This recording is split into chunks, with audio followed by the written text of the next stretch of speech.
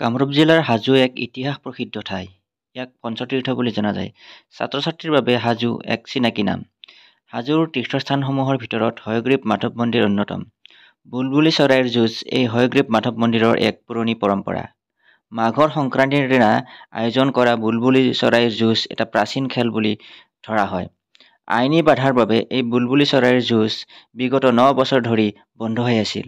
কিন্তু এই বছৰ এই যুঁজ পুনৰ আৰম্ভ হ'ব বুলি হয়গ্ৰীৱ মাধৱ মন্দিৰৰ দলৈ ডাঙৰীয়াই আমাক জনাইছে। হয়, আমাৰ 9 বছৰমান ধৰি বুলবুলি চৰাই এটা খেল এইটো ঐতিহাসিক খেল। হয়, হয়গ্ৰীৱ মাধৱ বিষ্ণুৰ আগত প্ৰদৰ্শন কৰা খেল। হয়, এই খেলটো বন্ধ আছিলে সুপ্ৰিম কোৰ্টৰ নিৰ্দেশত।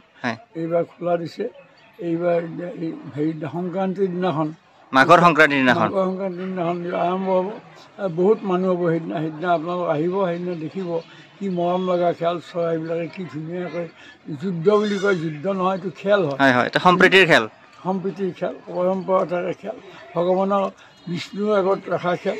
বা বিষ্ণুৱে এই বস্তুটোৰ ওপৰত এটা বিশেষ ধৰণে আকৰ্ষণ আছে বুলি বিষ্ণুৱে বুলি কয় মানুহে।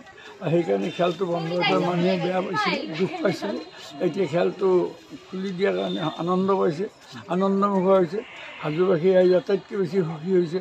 আৰু লগতে যিবিলাকে চাবলৈ খেল তেওঁলোকেও আনন্দিত হ'ব। এইটো খেলৰ কাৰণে আৰু আমিও ভাল পাইছোঁ।